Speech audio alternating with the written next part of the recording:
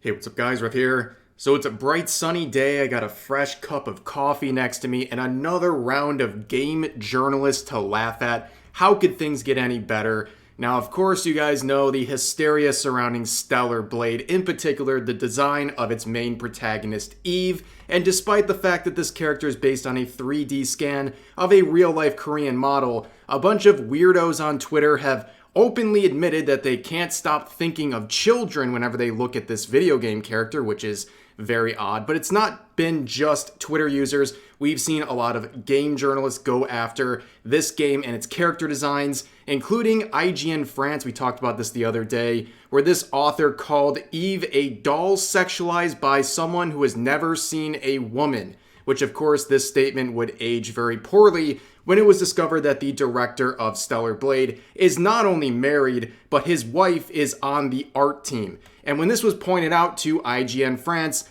they would edit their original article with this snarky reply, adding this bit here, talking about the English-speaking mob. Well, as it turns out, that was not the only journalist from IGN France having a meltdown over Stellar Blade. As pointed out by this user, Topic, who also provides some translations for this, they will show that another writer for IGN France was melting down over this character design. You can see their translated comments right here. So, yes, no problem. Go tell that to the women who are hit, killed, denigrated, or commit game end because they cannot live up to the fictional standards expected by men.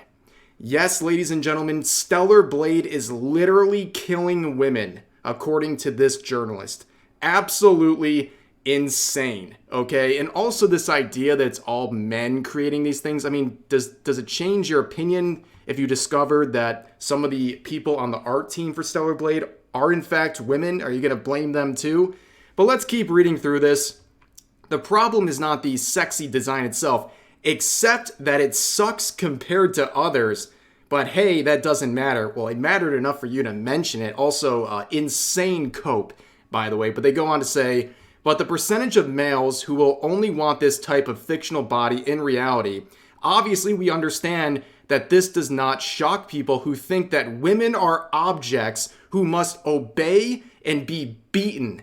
This design makes us sigh and roll our eyes, and we laugh at anyone who needs it, man or woman, but that's it. The certainly clashing remark in the text, which targets the entire creative process, not necessarily a specific designer or the game director. This is obvious to anyone who knows a little French, only has this impact because a good portion of gamers have become too fragile due to being fed the patriarchy. Ah, yes, the patriarchy strikes again, ladies and gentlemen.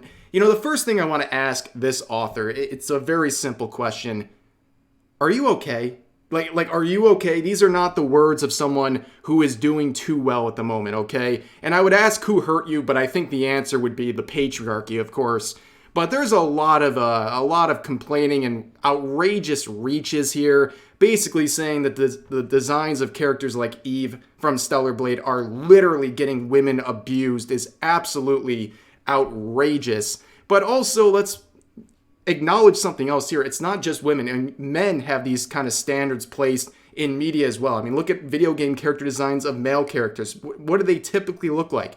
They're super tall, masculine, with huge muscles. And people are unable to understand that this is not supposed to be a reflection of what you should look like. It's just this idealistic design that's included in these games because it's fictional. You can make them in these idealized versions because it's not possible in real life or easy to do in real life. But this whole thing is just very, very angry at Stellar Blade and making a very large deal out of this character design to a ridiculous point. However, IGN would do something unexpected. They would apologize for the situation. Now, of course, they wouldn't apologize for that previous set of statements from the other author, but they would apologize for the initial document that was uploaded to their site on IGN France. So here's what they said. Recently, IGN France produced and published a preview of Stellar Blade containing an offensive passage that should have never been included. The text has now been modified, and here's our official apology to the staff at Shift Up Corporation. And they would continue. The original text of the Stellar Blade preview contained statements that were out of place. They added, while it was never our intention to disrespect either Shift Up or any of its employees or their work, we recognize that the sentence taken in its literal sense was out of place and we regret it. Ultimately, IGN concluded, for anyone at Shift Up Corporation who felt personally targeted and insulted by this passage, we are truly sorry and apologize profusely. So here's the thing. I know for a fact that they would likely have never apologized or modified this passage if it wasn't for people on Twitter and YouTubers calling out this section. But you know what? It's something. Give credit where credit is due. IGN did apologize and modify that section, so at least there's something there. Now, here's some other news coming out about Stellar Blade. Some good news. So as Niche Gamer here reports, Stellar Blade won't have microtransactions or hidden fees according to its developer.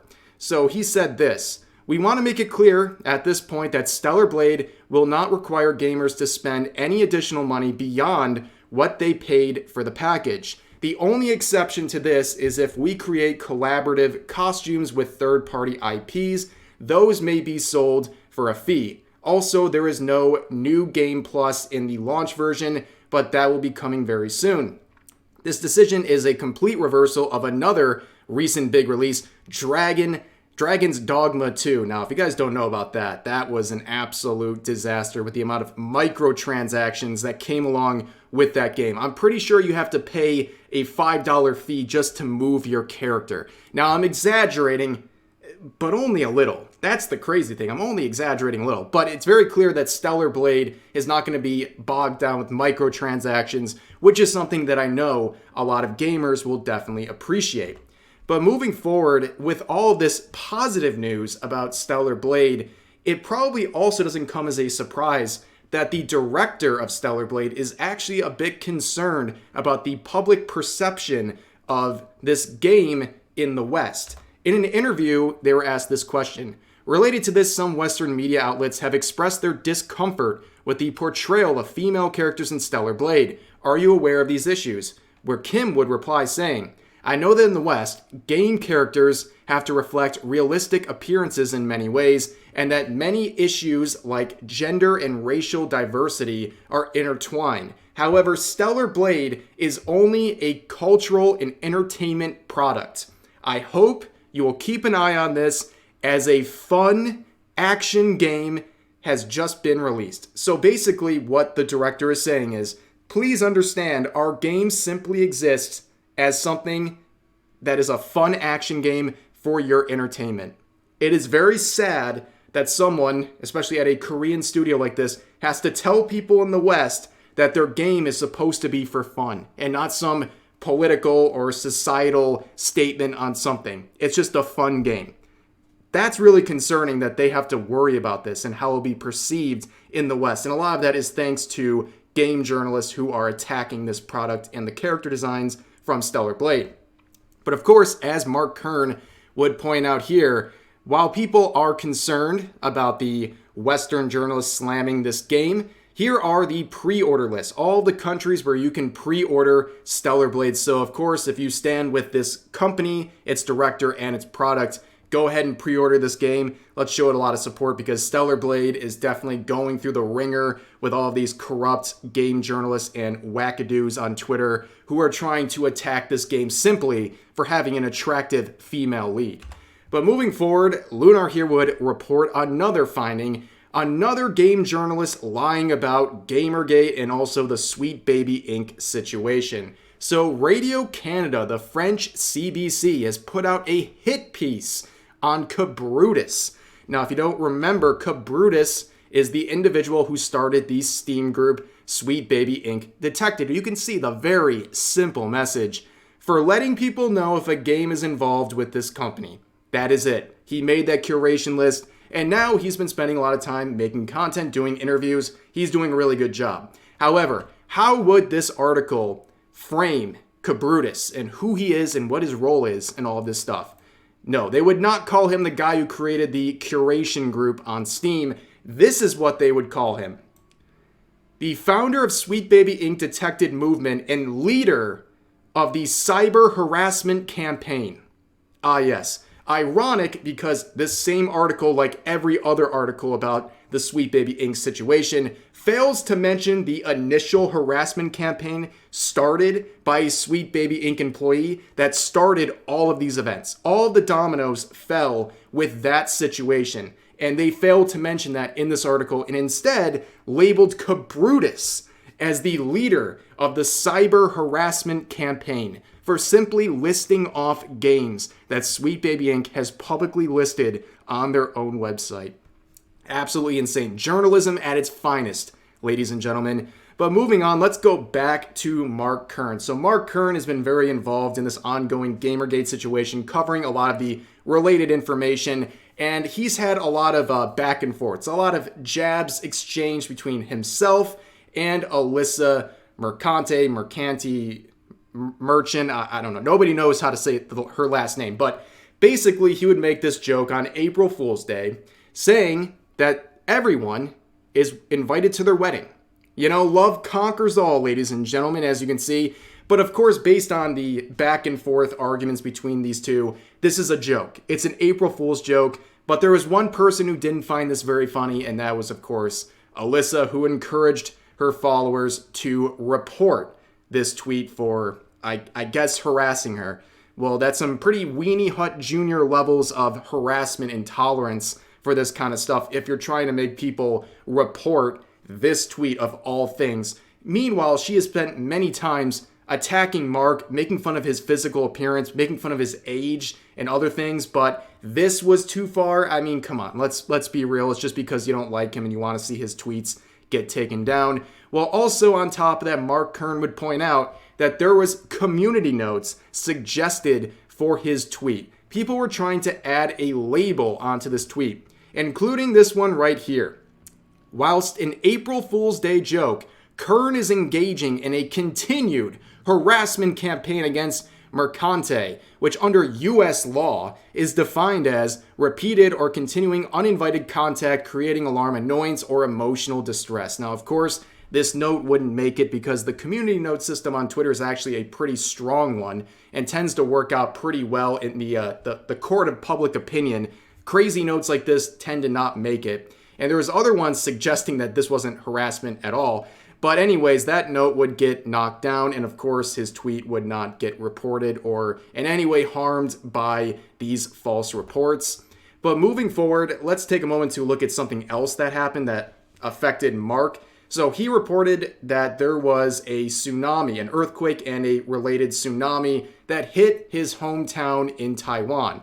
So of course he would take a break from talking about video game situations and drama to focus on this tragedy and to make sure that his family and friends from his hometown are okay. That seems like a very reasonable thing to do. However, the absolute psychopaths that are supporting these game journalists would use this as an opportunity to attack Mark Kern for being concerned about the lives of his friends and family affected by this earthquake and tsunami. Here's some of the replies. This user saying, "Hey Grums, I heard your family is living with SpongeBob now." This one saying, "Engagement farming his family's possible deaths. You made a 7 post about it, back to back, talking about taking a break, just letting you know it's karma. The KKK actually killed people." What is this guy talking about? Then this one saying, "Who lives in a swell at the bottom of the sea? Grums, his whole family." And this guy says, "Your entire timeline is quote tweeting this dude. He really got into your feels, didn't he?" Where they said, "I was hoping Pussy Boy would take the bait, but I guess he's too busy now with renting scuba gear." Yes, the normal people, ladies and gentlemen, celebrating the potential harm caused to his family because they don't like his takes about video games. Yes, the normal people. But moving forward, we've seen a lot of other tweets like this, trying to give their opinion on this entire situation involving Stellar Blade, saying, "Anyone else starting to feel awkward about liking Stellar Blade? The public discourse and perception is becoming a bit weird."